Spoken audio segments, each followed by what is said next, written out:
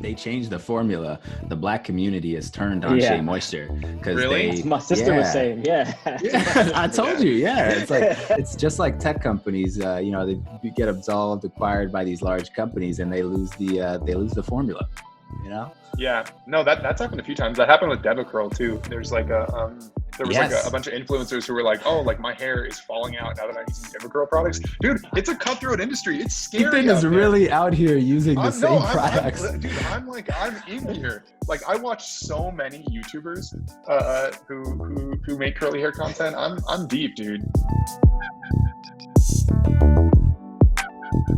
What's going on, everybody? Welcome to Without a Roadmap. This is the show for product people who don't know all the answers. My name is Yonas, joined here by my co-host, Cameron the Magnificent. Appreciate that. Today we have Ethan joining us today. He's a PM at Hubspot. So Ethan, why don't you go ahead and give us a quick intro of yourself before we dive into the rest of the episode. Yeah, well, happy to be here. Excited to talk to you guys. Like Cam said, I'm a product manager over at HubSpot. I've been at HubSpot for about, like a year and a half now, which is crazy because it feels like I started yesterday. And before that, I actually ran a startup. And before that, I was in college. So I'm actually pretty at an early stage in my career, but it's been a jam-packed time. So yeah, looking forward to talking to you guys about it.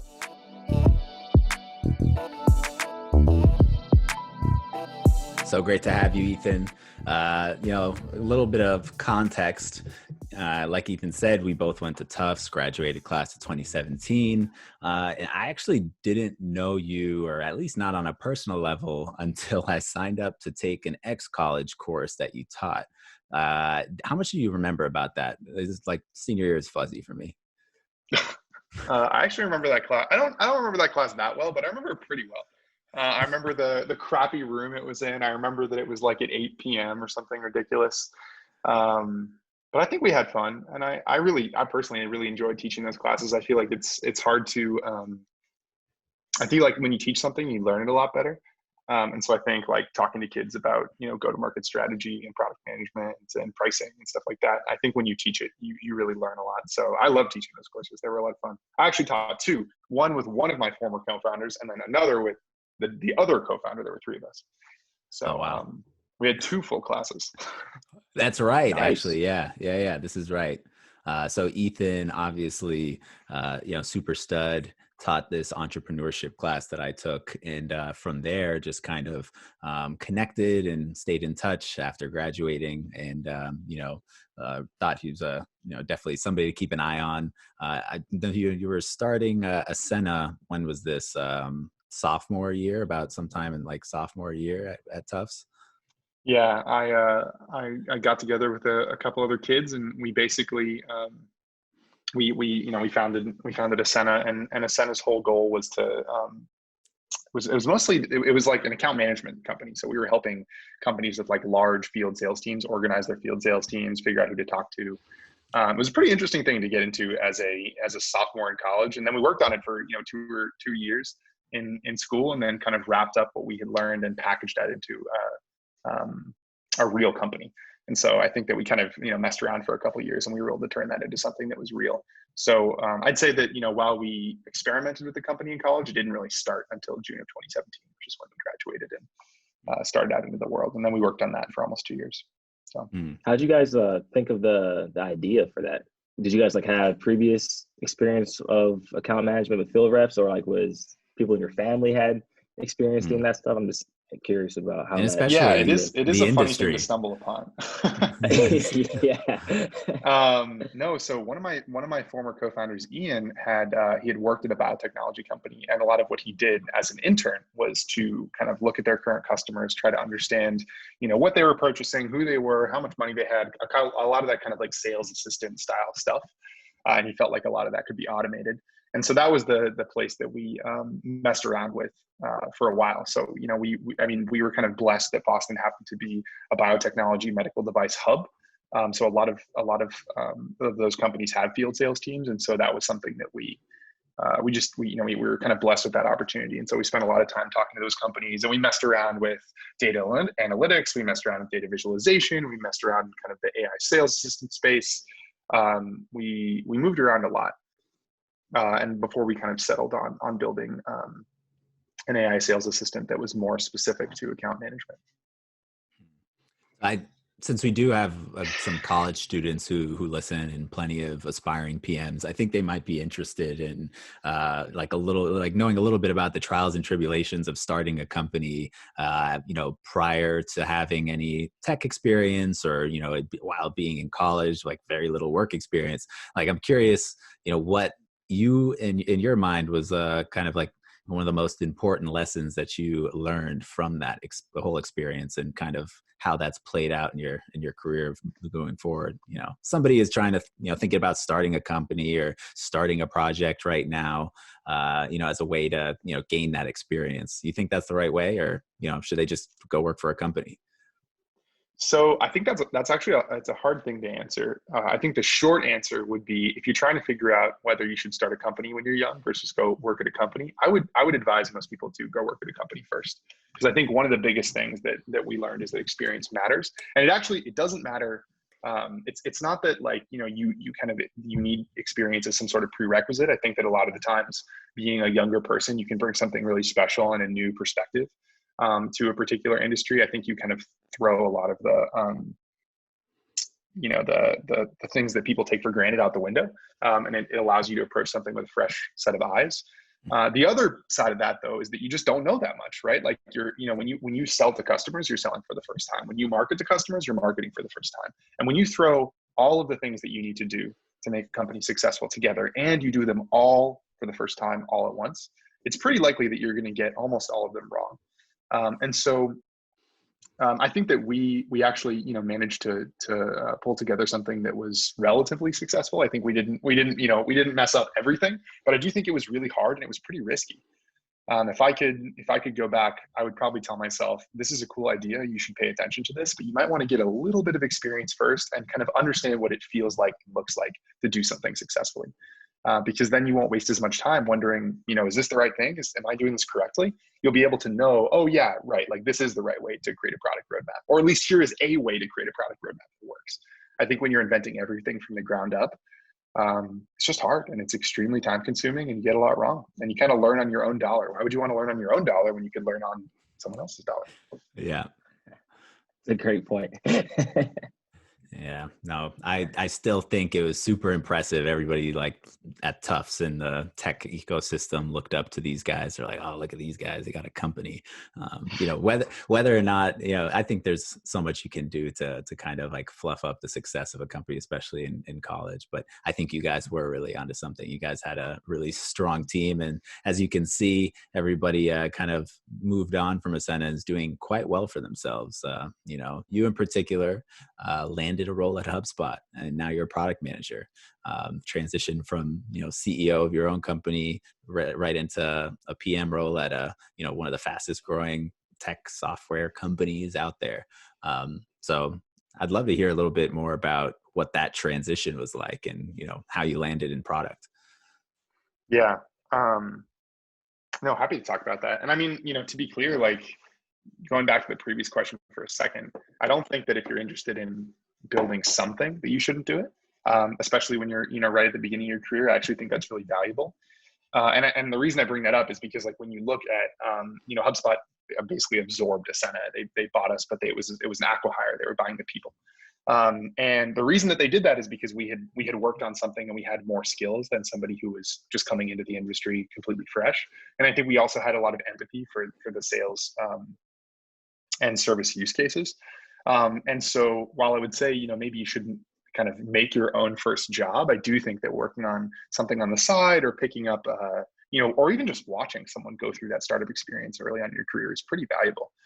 So I definitely don't think you should. It's not like you shouldn't do anything. And I think that's what's allowed me to transition, I think, relatively successfully to HubSpot, and all my other, the people on our team as well, to help them transition successfully, is that they already did have a lot of knowledge. To stay on that point real quick, I was thinking it is interesting how you were talking about how you just need that experience of how to do things, because I feel like as like your first job, or even if you're transitioning into a new role at a company, or even if you get promoted, like you're kind of learning on the job from your manager or the person above you or somebody else in the company to kind of teach you or to show you the way. While you guys were at Ascena, did you have kind of like mentors to kind of lean on and ask questions about if you should be doing certain things a certain way, or if what you're doing right now isn't the best way to do it, or if they have any other recommendations? Yeah, we did. I think that was one of the few things that we did right out of the gate is we kind of surrounded ourselves with people that we could ask good questions of. And even now, like I advise several startups, and when they talk about raising money, I think actually kind of combining who you get advice from and who you're raising capital from, it's a really good synergy, because a lot of the times early when you're raising like friends and family capital, like hopefully you're blessed to have some family that can put in a little bit of money to help you guys get going. For us, I think we raised like $150,000 of family capital. And then right after that, the next best group, I think, to ask for capital are people who can actually help. So for us, like there were people who advised us on how to do enterprise selling, and they put in checks and they were bought into helping us succeed. And like they could actually help us figure out how to do enterprise sales. Or, there were folks who had a product background who put in checks and could help us do product. There were folks who understood our industry, biotech and medical devices, really well, and they put in checks. So I think that, yeah, especially as a younger entrepreneur who's less experienced, you really, really need to fill those gaps pretty actively, and filling them with kind of investor advisors is smart. I think that's like good kind of smart money, because they're also able to just tell you whether you're actually moving, and they're not just kind of putting down money and then throwing annoying, useless advice at you. They're able to put down money and say like, hey, you're not approaching the market the right way. Like these people are not going to accept that solution, or these people are going to need this, this to work a certain way, or they won't be able to use it. So they actually add value to the team instead of just giving you money. Yeah, that's a good point. We're kind of doing the same thing here at Parlor. Like we have a person kind of advising us on how to go about sales, because Parlor historically was just all product people, and having product people do sales isn't probably the best solution or the best way to go about things sometimes. Yeah, they should be a part of it, but not run it. Yeah, exactly. Well, and I also think they are overlapping skill sets a little bit. Like, I think as a CEO, I was a product manager. I also did some selling. Like you kind of do every job. And I think that one skill that makes people a really good product manager is not having happy ears, right? Like being an active listener and trying to understand what somebody really wants and needs, right? Like when someone's asking for a solution, do they really need the solution, or do they need a solution to their problem? And maybe there are multiple solutions that can help them solve their problem. And I think that somebody who's really good at sales does the same thing, which is that, when they listen to the customer, it's not about how can I get this customer to adopt my solution. It's about how can I solve this customer's problem with my solution? Or if I can't solve it with my solution, you probably move on, or maybe you can help them without your solution. I don't know, but they are pretty overlapping skill sets. Probably why they call us PMs the CEO of the product. Yeah, I think so. And you're the only one. Back to what you originally asked Ethan before our little tangent. Yeah. Like speaking of CEOs, so Ethan, like you said, you're the CEO at a startup. I mean, regardless of whether or not you're the CEO, you're wearing probably every hat possible. But I'm curious how this acqui-hire by Hubspot transitioned you into a product specific role. Was that something that you felt naturally kind of you had the best transferable skills available for, or was that just your general interest and you're like, I'm just gonna figure it out along the way? Yeah, I mean that's something that they asked of us, when they were looking at buying the company. That was kind of what they wanted to know, was where you guys going to go. And I think that our team, kind of either became engineers or became product managers, because I think especially in an early stage company, like everyone's on the engineering team, right? Like, and for me personally, I felt like my skills translated most logically to being a product manager. I've kind of always been like a builder at heart. I like to say, like when I was a little kid and everyone was getting into skating, I didn't really like skating, but I did like building the skate boxes. I thought that was a lot of fun. And so I think at heart, I'm a builder. And even though I enjoy talking to people, and I think I'm relatively charismatic and stuff like that, ultimately, I think I want to be on the building side rather than the buying side.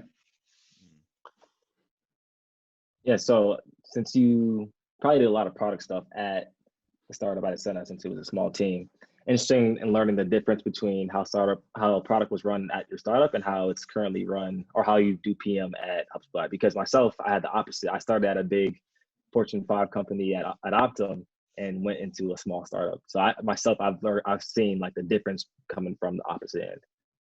Yeah, I think for me, it's like, there's still similar jobs, right? Like it's not like a startup PM is fundamentally different than working in a large company and being a PM. But I think that you have different points of leverage.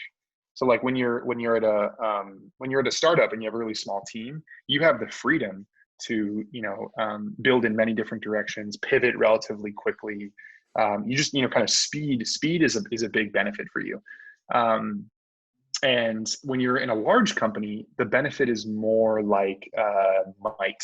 Like there's so many resources, there's so much kind of strength that if everybody says with conviction that they want to move in a direction, they may not be able to move the fastest, but they can definitely move. They can move mountains in a particular direction and hit pretty hard. And so I think, at least for me, when we were doing product, I think the thing that we did well was at Ascena, when I was in the startup, the thing we did well is leveraging that speed to try to say, hey, we do need another integration for these set of customers. Let's just build it. We can build that integration, right? At HubSpot, if we needed a new strategic integration, that would be a conversation that happened for like 4 months. On the other side of that, I think that when you're successful in more of a corporate environment as a PM, I think you're more like a politician and less like like an ice skater or something, like something fast, right? I don't know. Like, I think that a successful, yeah, exactly. You're more like, I don't know, like Bernie or Barack Obama, or Bernie or something. Like the whole point is like, you can get a lot of people to do something, and you can kind of clearly communicate why large groups of people should do something. And that creates a lot of leverage for you. Because there's so much, like I'm experiencing this right now, actually, with onboarding in the app that I've been working on for a while, right? Like when there's so many resources at HubSpot around growth onboarding, that if we can help that sort of team understand what we need to do and why it's important, there's actually tons of resources that we can leverage to get something built really, really quickly. And even the whole product that I've worked on, our account-based marketing solution, for about a year, the whole product is largely built out of kind of platform components that are built and maintained by other teams. But you do need those teams to understand, how you're using them, why you're using them. So I think that, similar jobs, but much different points of leverage. Mm-hmm. That's interesting that you said you're using parts of the product that already exist and kind of just leveraging that. Since you've been on that product for, you say, a year now, have you ever been in a situation where you're kind of waiting for them to add something to their area of the product for you to make use of, and like the account-based marketing part? Because I feel like at Optum, we had that kind of situation where I was working on a data analytics platform, and we are more of the front end part of the product. And so sometimes we had to wait on the database team to kind of create the tables, create the schemas, all that stuff for us to actually leverage. So we always like kind of had this tricky situation where we couldn't deliver on a client need because we were waiting on the database team to actually build the tables and run the schemas and all that stuff.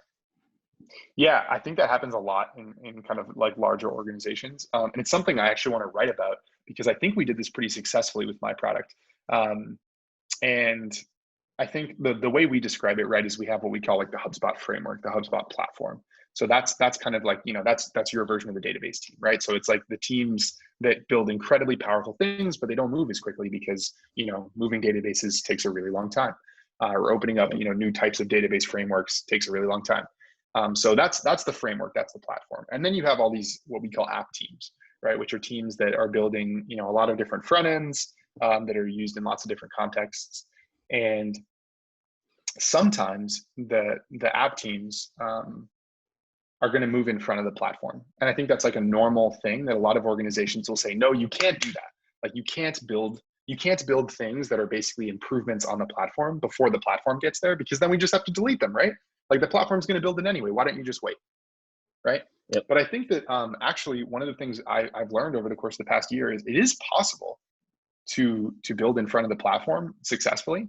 I think the way to do that is to communicate with those platform teams why you're building in front of them, or why you need to build in front of them, and engage them in a conversation about, is there a way to use the platform today in a way that gets me what I need? And if the answer is no, well, then that puts the platform team in a kind of interesting situation, which is for them to tell you no is to tell the customer no, which I think is kind of challenging.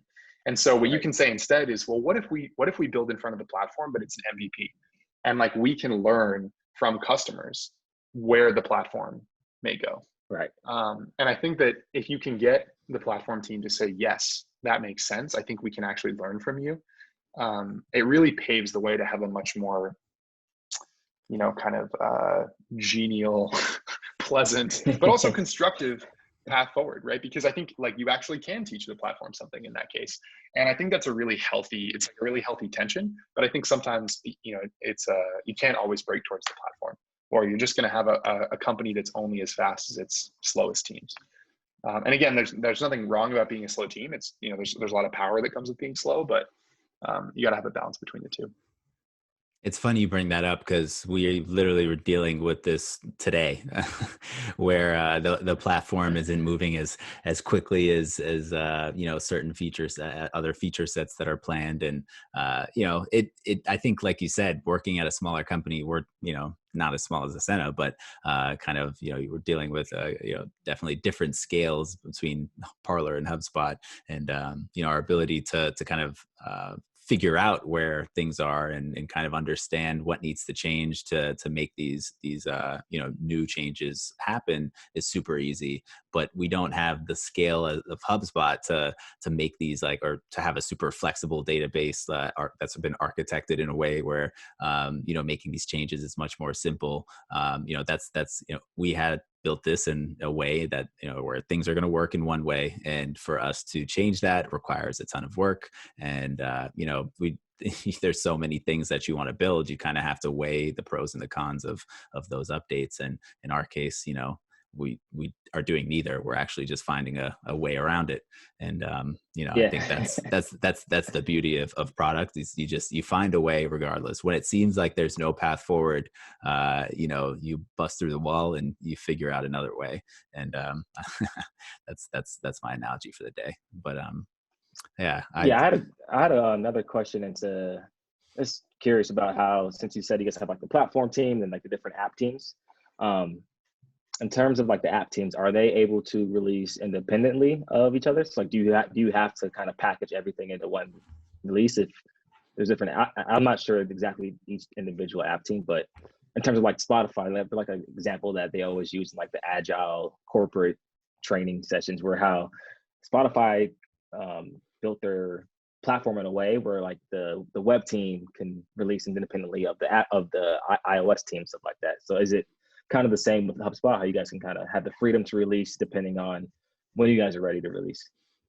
Oh, totally. I actually think this is something HubSpot's done really well. Like I think a lot of, even some of our competitors, right, they do like quarterly releases or something. HubSpot's completely, it's completely continuous.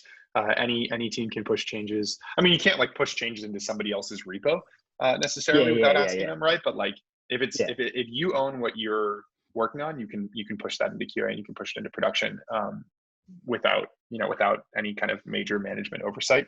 I'm sure our CTO would probably disagree with that, but I mean, functionally from a product manager's perspective, I can say something like, hey, I don't like the way that that's working. Can we push a change to that? And 24 hours later, there could be a change deployed in production that affects it. So that's the best feeling. No, I think that's really smart. I think we have like what we call the small autonomous teams model at HubSpot. And that's, I think that deployment model really reflects that, it doesn't make sense to break up, have all these kind of tiny teams working on relatively, atomic projects and then just say, oh no, but like everybody ships on Fridays at 5 p.m. Right? That makes no sense. Also, never deploy on Friday at 5 p.m. Oh, by the way, for any reason. I just had to email a customer about that. Yeah. No, or before your CTO goes camping with his children. Nope. Nope. Learn that lesson the hard way, man. Don't do that. Nope. But I think that kind of just goes back to the kind of the scale of a company like HubSpot. You guys have like architected your platform in a way where there's all of these really interconnected sections of the product. Like, you know, you've got the sales dashboard, the marketing dashboard, you know, the chat services, and they all really are well connected, but at the same time serves completely different purposes. In a lot of cases are, you know, available on different tiers. And so that's super interesting that you are able to, you know, push updates kind of without a ton of interaction with these other teams, even though there is a ton of overlap. I think that's one of the benefits too of kind of a corporate like engineering environment. Like there's been so much, HubSpot has built out so much custom tooling around our dev environments that that's something I hear from kind of the engineering team. It would be hard to operate without that. And I think that's why, like, you know, sometimes I live with one of our engineers, and sometimes, you know, he jokes that, you know, we're running on like the kind of old man stack. But part of the reason we still have the old man stack is because like there's so much custom tooling built around it that's so useful. Like to adjust the stack makes no sense, because like, sure, okay, fine, we could be using like, I don't know, something, you know, we could be using some new technology that just came out, but like we have all this great tooling so that, you know, I don't know, we just, you know, when you spin up an app, it gets connected to our notification service, and like you don't have to do anything. Like there's just so much lower overhead. And I think, again, that's one of the benefits of kind of a more corporate environment. I like it, to be honest. I like it a lot. I still crave the startup environment. I think at some point, I hope I will found another company. But it's pretty hard to look a gift horse in the mouth on the all the perks you have right now. Yeah, exactly. Yeah, exactly. We'll be here for you when you're ready. Thank you. So in terms of like having, sorry, Yonas. No, go ahead. I was gonna say, in terms of having like all this autonomy, even in a large corporation, I think one topic that Yonas and I wanted to get to is like how you become successful at a large company. And so like the impact or the new things you try to release to production to your customers to enjoy, like they're being put in front of, probably HubSpot example, thousands of different users and companies and customers. Whereas at startup, you usually have, you do definitely use HubSpot. So anything you do on the ABM side, we'll know. But just going back to like at a startup, when we release something, at Architect right now, we know pretty much every customer by name. Even though we do have a fairly decent amount of customers, we can still like reach out to them individually, and we can have a conversation with them if something is not going well. But I feel like in HubSpot example, when you're releasing like to the world and there's hundreds of thousands of companies using HubSpot, how have you found it to be like the best PM you could be at HubSpot? Well, I think there's two aspects of that. One is, I don't think you should ever lose that aspect. Like, I think if you find yourself losing that aspect of knowing your customers by name, you should probably like check yourself, take a step back, and try to introduce some of that, because I don't, you know, there is thousands and thousands of people of companies using the software that I built, but I do know probably 200 of them by name. And I know the people at those companies because like I built this software with those people. So I don't know all thousands, but I do know, you know, a portion of them. And I kind of use that portion to represent what I'm doing. And before launch, you know, I remember I actually interacted with one of them, and I was showing him in a test portal what the upgrade points would look like. So like kind of the in-app, I wouldn't call them ads, but it's kind of like, you know, here's what you could get if you upgraded to a different tier. And he got really angry at me because it's funny, this would not affect him at all because of the tiers that he had. But he just said, like, this is, you know, when you load into this screen and then you just basically get hit with an ad, like this is upsetting. It's a little bit offensive. Like it makes me feel bad that I'm already spending all this money with you, and for some reason I'm getting hit with an ad when I'm barely even into the product. And I think that if I just kind of built these features without like that, when I made that kind of upgrade path, it looked good to me. There's no way for me to kind of get that empathy for a customer without sitting down with them. And having them, like, I felt that anger, and we actually changed how we were doing the upgrade path like 48 hours before we launched, because this person was so passionate. So one, I would say you should never lose that connection with those customers, no matter how many people you're deploying to. And then the other thing I would say is, like, I think when you have so many customers and so many different moving parts, especially at a big company, like the thing that makes you successful is how you can work with other people to make sure that your offering is cohesive and the education around it is cohesive. And I think that's another big difference between working at a small company and working at a big company, is that you have to be able to collaborate and work effectively with your peers, which is way harder than it seems. You know, like I think coordinating product releases across multiple teams is really, really difficult. But I think if you can do that successfully, that sets you up to produce something that's greater than just each of the, you know, component pieces. And so I think if you're a PM at a big company, or if you want to be a PM at a big company, you got to get really good at that. Like, you got to work on your communication skills, and you got to get to a point where, you know, you're able to release something with a bunch of other PMs as opposed to kind of by yourself. Because I think that, you know, you can be, by virtue of being part of such a large organization, right? Like, you can't get away from the rest of the organization. No one's going to notice that you're like, if your feature's great, but the features all around it suck, or your feature's great, but it makes the features around them suck, right? No one cares, because it's not like Ethan's feature, it's HubSpot's feature. And you gotta be able to work around that. On the topic of success, I also wanted to ask, because Cam and I have had this conversation between the two of us, but at a larger company, I imagine it's completely different. How success is measured for you at HubSpot. For us at Parlor, there's no like quarterly review of, you know, the amount of, you know, things we've pushed to production, or the you know, estimated timelines and whether or not we were able to meet them. That's not something that's relevant. I don't even know if anybody cares about that at a big company. But I'm curious if there are anything like metrics in particular that you're held responsible for, or, you know, things that your managers might look at in order to determine, you know, how well you're doing. Yeah, I think this is something we struggled with for a long time. And recently, at least the kind of, so I work in the sales hub, which is like one of our actually 4 hubs now that we have the CMS hub. But so our hub, kind of our business unit, uses OKRs, objectives and key results. And I think that helps a lot. Like, you know, OKRs are a really good communication tool. And I think that, you know, I know why the features that we're building are important, because we either have a key result that we're directly responsible for, or we have a key result that we're kind of contributing towards. And that key result, you know, ladders up to an objective that's important for our hub, which is important for HubSpot overall. We can connect those objectives that our hub is working on to the business overall, whether that's like customer NPS or revenue. So I think in many ways we do have those metrics, and we look at them quarterly. And part of your job as a PM in a large organization is to help the rest of the organization understand why what you're doing is important. Like first you need to, you know, make sure that you're actually working on something that's important. But even after you do that, like the job is not yet done, right? Because the chief product officer at HubSpot thinks about my team for probably 1 minute a month or 2 minutes a month. You know, in the case of my team, we were working on something pretty high profile. So, okay, fine, maybe it's 8 minutes a month, right? Like there's just not, you know, like you have a very small amount of time to communicate that value. And I think having an organized and kind of clear success metric system across the whole company is the only way you can really do that effectively. Yeah, I imagine. Yeah, otherwise you got a bunch of Ethans running around making you know, hair vlogs on the side. Nothing's getting done. True. Yeah, well, I think the real problem is you have a bunch of Ethans who it just becomes kind of who can shout the loudest about like what they're working on, and that's not a great zone to be in either. Equally bad.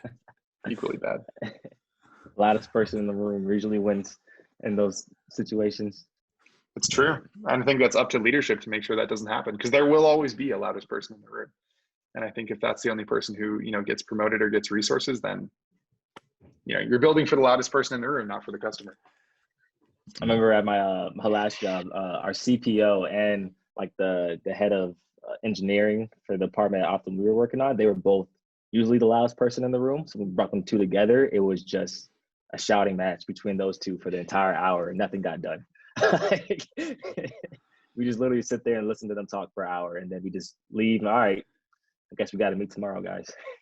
Yikes. Well, I hope they don't listen to this podcast. I don't think so. They're too busy. And they would laugh at me even if I said that. They both know it's true. That's fine. Well, we'll have to get them on here. Tell them to look at you now. I can get Joe on here. He'd be a fan. All right. Sounds good. Joe, you're coming on. I think with that, Ethan, we wrap things up. This has been super, super insightful. Really appreciate you coming on. Extra, thankful for you getting your curls extra popping for us today. Really, if you're not watching the recorded version of this podcast, then you're really missing out. But yeah, Cam, anything you want to do before we sign off? Nope, I'm going to avoid the awkward sign off today. Give you guys a break from two episodes in a row, and we'll just cut the camera off. Unless we want to shirk the responsibility on Ethan. You wanna sign us off? You got anything? No. There we go. Oh God, I love it. We're at least consistent. Awkward sign offs and all.